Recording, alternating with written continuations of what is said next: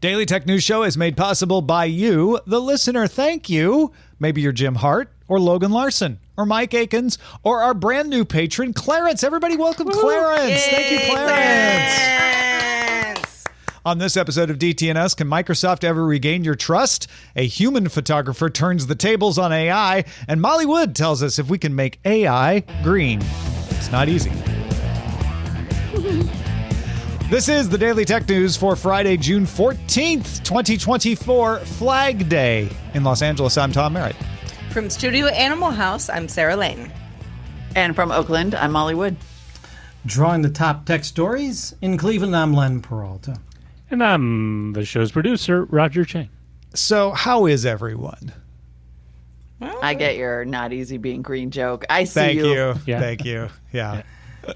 I'm sleep deprived because we adopted a 2-month-old puppy yesterday afternoon. So if I don't make any sense on this show... Wait a second. Puppies don't sleep just, when you want them to? Just whenever you want. It's funny. They sleep a lot. You think that would just cover the spread. But no.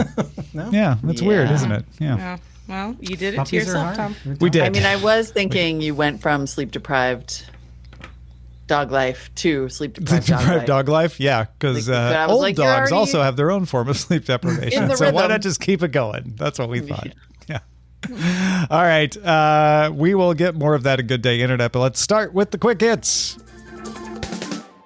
Banana is a game on Steam. You click to increase a number, and every so often a banana will drop into your inventory on Steam. Some bananas are common, some are very rare. So you're allowed to sell in-game items from your Steam inventory on the Steam Marketplace. People have been selling their bananas on the Steam Marketplace. They do nothing but let you brag. I mean, I don't know, maybe you've got some other idea, but it's more of a bragging right that you have a cool banana in your inventory. Most sell for next to nothing, pennies. The special golden banana sold for $1,378.58 on June 9th. The developers get a cut of all bananas sold on the marketplace, as does Steam, and have been selling some bananas directly themselves for 25 cents each. This surprisingly does not involve NFTs in any way. And I know that's what you were thinking. I know. Yeah. But this is just something else entirely. Yeah. And they say they might someday turn it into a game. But right now, it's just bananas. You click and get. Banana so, phone. There you go. This is the worst timeline. It's a bananas timeline. The Arc browser has a new feature getting some love from browser enthusiasts. Live Calendar presents your next Google Calendar meeting in the sidebar. The sidebar is one of the big things at Arc. So your next meeting shows up in the sidebar shortly before the meeting starts and has a little countdown timer, as well as a button to join the meeting if it's a Google Meet. All without opening the calendar tab in your browser. That's why people seem to like it. All you need to do to activate it is open Calendar in a tab in Arc, log in, and then drag it to the favorites section under the URL. The Irish Data Protection Commission, which has jurisdiction over Meta's activities in the EU, has asked Meta to provide information on how it used user data to train its generative models. As a result, Meta will delay its planned launch of Meta AI in the EU. OpenAI said it has added a former head of the U.S. National Security Agency, retired General Paul Nakasone, to its board of directors. OpenAI recently disbanded its more long-term thinking Safety and Security Committee and replaced it with one focused on near-term issues. This new one is only made up of board members. Nakasone, now being a board member, is going to immediately join the new Safety and Security Committee as well. He led the U.S. military's Cyber Command at one point and is generally praised for his security expertise. Repair technician and consumer privacy advocate Louis Rossman notes that Sonos changed its privacy policy in the United States, removing a sentence that previously stated Sonos does not and will not sell personal information about our customers. That pledge is still present in Sonos's privacy policy in other countries, just not the U.S. Sonos still hasn't talked about it as of this recording. Well, the saga of Microsoft's recall feature has hit a lull. Microsoft is pausing the rollout altogether, although they will give it to beta testers. If you're new to the Microsoft recall saga, I promise this will be quick. Recall is the feature that will take a regular screenshot of your machine and then use that that collection of screenshots to feed an on-device model that can answer questions about your own data, like what was that blue dress I saw, or when's my mom coming, stuff like that. Microsoft has changed how it works to be encrypted, not just on the drive, but in the database actually being encrypted itself, and require biometrics like Windows Hello, particularly, to gain access to the feature. You can't open Recall without having your Windows Hello biometric authentication. It will also be opt-in with a question asked during setup, do you want this or not? And it already could exclude certain things if you want. So it doesn't have to record everything for you to use it. Now, it was supposed to launch in public preview with Copilot Plus branded PCs, but it won't. Microsoft wants to continue to test it with the Windows Insider users in preview, so that's basically beta. Microsoft said it will post to its blog when the feature is available in preview. This comes coincidentally after Microsoft Vice Chair and President Brad Smith told the U.S. Homeland Security Committee that Microsoft is placing security as its top priority, including making it a mandatory part of employee reviews. Now, with SolarWinds and other breaches and the recall backlash and the backpedaling and the deciding, you know what, actually, let's make sure we get this right before we force it onto a bunch of laptops, and being called in front of Congress, it's evident that a lot of people don't trust Microsoft. I've heard directly from many of you that your problem with Recall wasn't even how Recall worked. It's that you just don't trust Microsoft. Molly, is Microsoft doing the right things here, or is trust just gone? I mean, trust is such a fragile little leaf in the wind, and we have seen over and over that when it kind of flies out the door like this, it is very tough to get back with consumers who know better. So I feel like that's sort of an important caveat. I mean, it is not reassuring that Microsoft is now deciding not to do a bunch of things that were already terrible policy in the first place, like roll this thing out without really testing it and not telling people what it was and making it opt out by default. And now saying like, oh, it'll be opt-in instead, right? It's like, wait, so you did everything wrong up until whatever, 19 hours ago.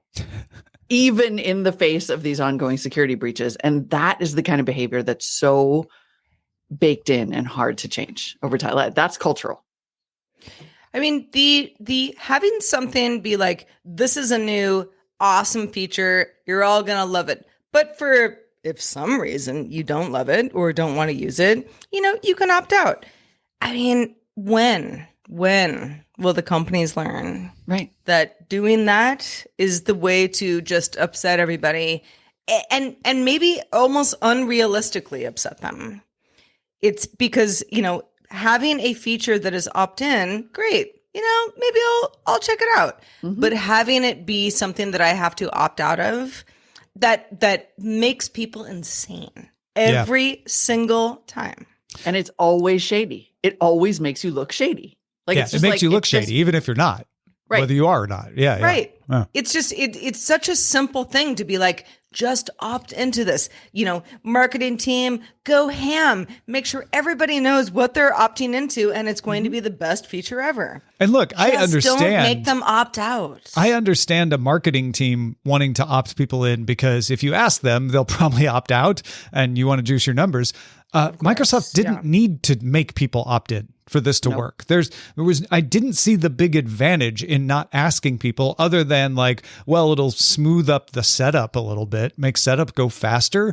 And so maybe somebody had that as a metric on their employee review, but there's nothing to lose by asking people, hey, Microsoft Recall will do this. Would you like to turn it on or not? Which is what they're doing now.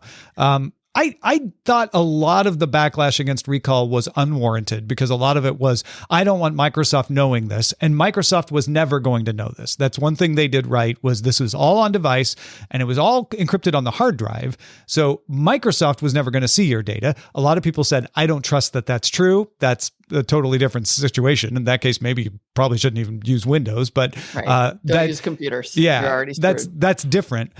what was bad is that you could get to that database pretty easily if you could get into the account, and they fixed that and said, okay, we're gonna secure the account. We didn't think it was that big a risk, which I think was wrong, but they did that right. I think it's interesting to see Microsoft has gone through they were the evil empire, then they were the underdog and people kind of liked them again. And now the tide seems to have turned again. I will say I would be wary of, I'm not sure how much the tide, I mean, again, this is where I say consumers who know better, right? Yeah, sure. Of course, Tom is going to hear from people who don't trust Microsoft. And there are going to be plenty of people. And this is where it's kind of like, guys, this is just an own goal. There's no reason not to take a page from Apple here and sort of say, like, here's this thing we're going to do that if any other company tried to do it, or you found out that it was just a new default option on your device, you would lose your minds and have a complete privacy freak out. But if Microsoft came along and there was a pop-up and it said, hey, we can now do this, this, and this, and would you like to enable it? And you could choose it to only be your browser or only be your email or none of those. People would be like, hot damn, this convenience is amazing and I would love to do it. And I suspect that much like we've seen over the decades, when any sort of privacy invading thing comes out, if it's convenient enough, people aren't going to care. Yeah, it's unfortunately true. And yet, the section of the audience that does know did get Microsoft to change some stuff about this. Which is great. So that should happen. I think the power of the crowds is working. It works more than we like to give it credit for. And I think this is it absolutely does. I think the sad thing is like, why haven't they learned that yet? Why haven't you learned that? You know what's going to happen. Yeah. The opt-out is just one example of that. You know it's going to happen. Now, granted, every once in a while, you can opt people in and everyone wants to be opted in, and that's fine. But you got to have 100% or nigh upon for you to opt in to people like, yeah, that's fine. We want that. And those are non-controversial. If you think it's going to be controversial in any tiny way, don't opt people in. It's just not worth it. Just that simple. Well, the 1839 Color Photography Awards created a new special category in 2024 for AI-generated photos. Miles Astray, the photographer, submitted what was considered a surreal photo of a flamingo with its head tucked in on a white sand beach, real cute feet in this category, and won third place from the judges, as well as the People's Vote Award. However, he has been disqualified and his award has since been taken away because it turns out Astray took the picture himself and did not use generative AI models to make it at all. Astray told Petapixel in an email, I wanted to show that nature is still going to beat the machine and there is still merit in real work from real creatives. Okay, so we got an artist saying, I'm trying to make a point about, just being a photographer. You got a camera. Sometimes you still win against the AI machine.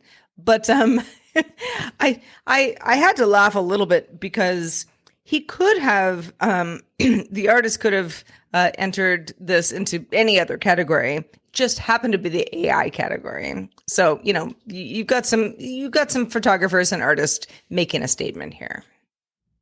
Yeah, it's a troll. It's a really successful troll. I'm kind of with Howard Yermish in the chat who says, I think that I love this. Look, I appreciate a good troll, and this was a good troll. It does point to a startling inability. I mean, it does point to a lack of tools for identifying AI images. And that's the one thing that makes me a little nervous. I'm like, wait, are we not developing in addition in correlation with tools that can create AI images? Are we not equally developing tools that can detect them? Because apparently nobody ran this through a machine. And of the folks in the group who are part of 1839 Color Photography Awards as the judges, they come from the New York Times, Getty Images, Phaidon Press, Christie's, Maddox Gallery, among others. None apparently could know that Astray's photo wasn't indeed AI generated. Yeah, the problem here is we need to be able to detect human generated images. Yeah. Was Right. that Sarah? Well, either way, right? I mean, what he did weirdly Yeah. is create And he created like a 0 day. they did eventually find out and disqualify him. So, it did work out in the end that it was detected. Well, and to the organizers' credit, I guess, they said after this, each category has distinct criteria that entrance images must meet. His submission did not meet the requirements for the AI-generated image category. In other words, wasn't made of AI. We understand that was the point, but we don't want to prevent other artists from their shot at winning in the AI category. So yeah, they're basically saying like, great photo of the flamingo, man. We but, get why statement. did you put it in AI? Yeah. It's actually an incredibly practical response of like, yes, we understand you're making a statement. This is the wrong category. Sorry. We had to disqualify. Yeah. And we're going to take your award away. Yeah. Like, but he did identify, I do think it's a very successful troll that identifies lots of issues. Like if you're going to have an AI photography competition, it's sort of like name this boat, right? And then you didn't think that Reddit was going to hit you with Bodie McBoatface. Like, you're going to have an AI photography competition. And one, you don't think that real photographers are going to try to troll you because they're mad and threatened about AI photography. But well, now we do.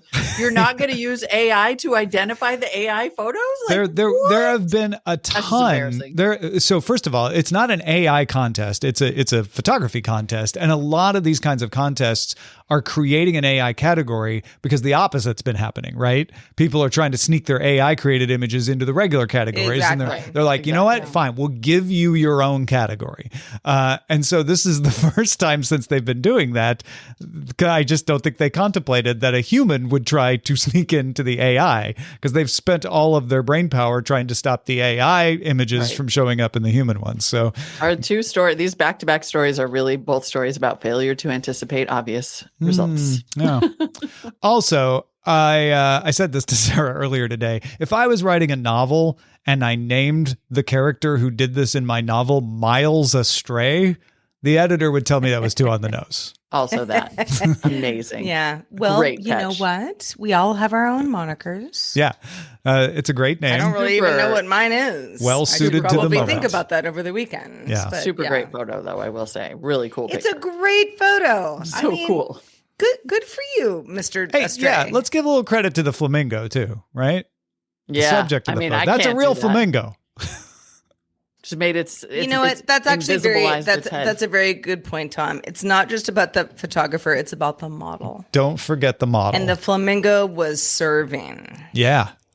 Everyone wants to leave out the talent. Flamingo's giving me. I can't. Yeah. No, stop. I'm the one sitting up here all day, says the flamingo. I bring up a foot. Yeah. Where is that flamingo's head? Freezing. Is he on the snow? No. It's just like in the in like a white sand beach. I kind of get why you might think it was generated because it's not. Oh, it looks like traditional flamingo because it's so cute and super surreal. Yeah. Miles Astray, amazing. Well, if you're sitting here thinking, Tom, that's great. You're doing a great job, riding the balance, being all objective. What do you really think about all this stuff? I have a newsletter for you where I give my actual opinions. I'll be honest, they're not that different than the ones here, but it's just me and it's in your inbox every morning. If you'd like to get your tech news from me that way, I've been doing a free preview all week. So you can go look at all the issues from this week, Monday through Friday, absolutely free. Normally, the free tech newsletter is free on Thursday, and if you upgrade, you get it Monday through Friday. But this week, it was free all week for everybody. So all 5 of them are out now. Go check them out at freetechnewsletter.com.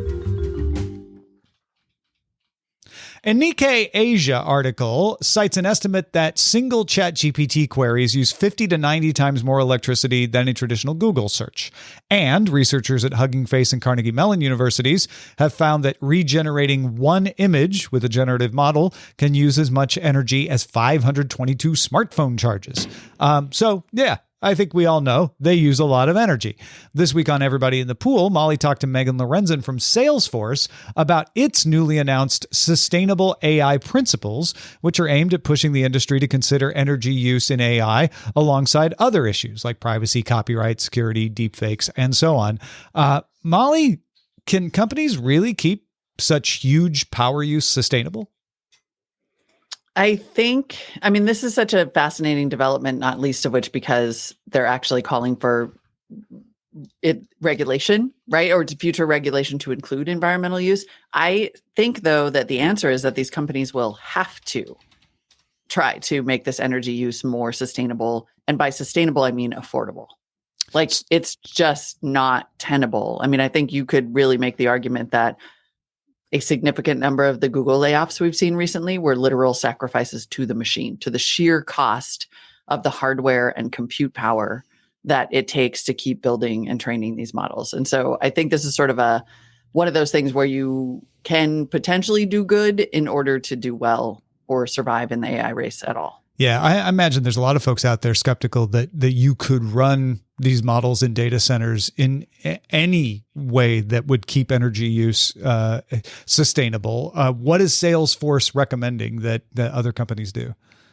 Yeah, so what they're saying is that we should consider a framework for future regulation that takes into account energy use, that there should be standardized metrics for evaluating energy use, because right now there really aren't, right? There's just this kind of these like hugging face estimates, and each company sort of knows what their electric bill is, so to speak, but they're not necessarily saying. So that first we would need this standardized metric for evaluating how much energy it takes to train a model. Then use those metrics to hone in on models that exceed a certain amount of energy use and classify them as higher risk or like systemic risk from a climate and greenhouse gas emissions perspective, and then create some standards for what they're calling right sizing AI models. Because not every, there's a tendency to create a model with more data than you need, or, use models that have access to everything on the internet when maybe all you really need is models that have access to like every kind of banana. And so in that case, just train the model on banana types. Don't train it on everything in the world and then ask it to retrieve you information about banana types. Yeah. Okay. So this makes sense to me as far as it goes, which is, first of all, let's figure out how to compare bananas to bananas, right? Let's have a standard so we actually know what's being used and can talk about it in a useful way. That's always a good idea. The other two methods that you talked about are very much in the let's conserve, let's be efficient. Some of that's just smart business sense, right? Because it's going to save you money at the same time. And let's figure out what we really need to do and what we really don't. Now, whenever a company recommends regulation, I always go and look like, okay, what kind of regulatory lock-in might benefit that company? Did you see anything like this in these recommendations where it's like, oh, Salesforce wants this because they're good at it and maybe a competitor wouldn't be? I mean, Salesforce is one of the very few companies that is running its operations on 100% renewable energy. So, and those operations include a crap ton of data centers, right? Because Salesforce is a cloud services provider. So, sort of, yes. I do think, this is a thing that I talked with Salesforce about, as you mentioned, in the episode of Everybody in the Pool that posted today. And the intro to this was like, look, when people talk about climate action, they say, oh, it doesn't matter what I do. It only matters what big companies do. And then a big company does something and we go, that's baloney. I don't believe anything they say. They've got some reason to, right? So it's kind of like, well, look, if we want big companies to take positive action around climate, then we have to figure out a metric maybe for identifying the ones who are doing it in the right way. And Salesforce is one of really very few, like a teeny handful of companies that has achieved this 100% renewable energy power goal and has had it as a part of its sort of mission from the beginning to push for industry-wide practices around sustainability. So it benefits them. It benefits anybody who runs a bunch of data centers. If everybody else is doing things the same way, Salesforce is probably also looking for any kind of edge they can get because even among tech giants, they're extremely small. But I'm not 100% skeptical of the idea that we need to have this conversation in the industry. I mean, look, I don't think any regulation's coming from the US anyway. But if there's going to be regulation on AI, then absolutely I would love for it to take into account energy use because So it sounds like you're not seeing an alarm bell of like, oh, sure, they want that because then no one else will be able to achieve it. And they, blah, blah, blah. And it keeps competitors out or anything like that. Yeah, it doesn't. I don't think there's really a competitive lockout to a more efficient energy usage other than maybe rules that say you can't just keep training bigger and bigger and bigger AI models. But then you could argue that maybe that just saves humanity too. So like, yay. The one thing I was curious about, and I don't have anything against any of these principles, but it doesn't address energy generation, which again, Salesforce doesn't control. So that makes sense that they wouldn't be playing on that side. But what about that side of like, but also if we created more sustainable energy sources, that would help. Absolutely. And that's where in getting to the 100% renewable energy use, Salesforce, and there's actually a coalition of companies that they work with that includes Amazon and Meta and like Akamai and a couple Intel and a couple others. And what they have done is to attempt to not only, so the way companies get to net zero in this way, right, is that they fund renewable energy projects and then they get credit, renewable energy credit. It's like an offset thing. But what this coalition of companies does is also say, we're not just going to put up solar projects in California, where there are already a ton of solar projects. We're going to incentivize the building of solar farms or wind farms in, let's say, developing countries or the global south, so that they get the benefit of renewable energy in those companies. It displaces what otherwise would have been a coal plant. Yeah. And generates economic development in those countries as well, and creates more renewable energy globally to power these data centers. This is the way, it's sort of like Bitcoin, right? Like the argument that people would give you about crypto using so much energy was, well, people are going to figure out how to do this with renewable energy because it's the cheapest electrons on the planet. It's just like a power law thing. You need it to be cheaper or else you can't do it. And so I actually think from this perspective, seeking renewable sources of energy to power data centers is just the only economic way forward. Yeah, because unlike many crypto enterprises, data centers are a thing that are actually happening and generating revenue for companies. So, yeah. Sick burn, Tom. Didn't see that coming. Yeah. Some, I said. Most. All right, let's check out the mailbag. Let's do it. For those of us who have airline points, burning a hole in your pocket. You want more information on what your options are in order to have that next flight. Chris Christensen has us covered. This is Chris Christensen from Amateur Traveler with another Tech in Travel Minute. If you are a frequent flyer or collect frequent flyer points either through flying or through credit cards that provide you with frequent flyer points, you may wonder how you can use them, and you may be looking for opportunities the best way to use them. One resource is seats.aero, A-E-R-O, and with seats.aero, you can search for particular routes, or you can say, I have points on this particular system. So I can say I have United mileage points, for instance, and then I can look for, if I want to fly from, say, North America to Europe, then what kind of opportunities are available? How much are various routes going to cost me with miles? And I can search for my particular airport near me. So it's a good way to figure out if there are some deals available. The site again is seats.aero, A-E-R-O, and this is Chris Christensen from Amateur Traveler. Not gonna lie, when I first saw seats.aero, I would have bet it was one of those like get an empty seat on a private jet going somewhere. So I was kind of surprised and interested when I'm like, oh no, this is something I can use. Excellent. Man, I wish I'd had this like 2 weeks ago when I was booking the world's most complicated summer vacation. Right. Yeah. Awesome. Well, it's for the next time. Next time. Yeah. Exactly. And then Tim wrote in, because on Wednesday we were talking about podcast apps and Sherlocking in Good Day Internet and the extended show. And Tim said that discussion made me laugh because of my ironic experience with iOS integration. I was perfectly happy with Apple Podcasts until I started trying to leave the phone at home and listen directly from my watch on a regular basis. I struggled to get Apple Podcasts to sync with the watch reliably, yet somehow Overcast just works without any special effort on my part. I think it's weird that the third-party app integrates better with the first-party developer's own hardware, but whatever. I just want to listen to GDI unencumbered, so I'll do whatever works. Oh, Tim, thank you for taking one for our team. Yes, indeed. And it goes to show that just attempting to Sherlock does not always successfully Sherlock an app. Thank you, Len Peralta, for being with us today. I know you've been busy illustrating today's topics. What have you drawn for us? You mentioned topics. So occasionally on the show, there will be multiple topics I could draw. And this was one of them. In what other show can you talk about headless flamingos, bananas, and green AI? And what do they have to do with one another? None. And this is the image that I came up with. It's a little bit weird, I understand. But what's interesting about this image is that in the you think 10 plus years, I know it is a little bit weird. In the 10 plus years that I've been doing this show with you, Tom, I don't think I've ever done like a promo for it where it says listen to today's Daily Tech News Show to find out. So it's a little promo there. That's incredible.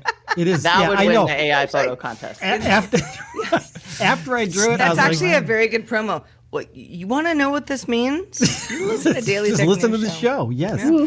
If you're interested in purchasing this, you can get it at my Patreon, patreon.com/Len, or at my online store, lenperaltastore.com, where I am taking commissions. So if you're looking for some art for something coming up, say a Father's Day, which is a little bit too late for Father's Day, or even graduations because they're still going on, give me a holler. I'd love to help you out.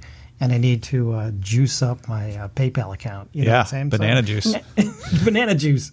So there you go. Thank you so much. The banana game on Steam is taking submissions for new banana designs. Oh, really? Dude, send in the Baningo. Len, come on. How about the Mingo. Born for it. Banana Mingo. I love it.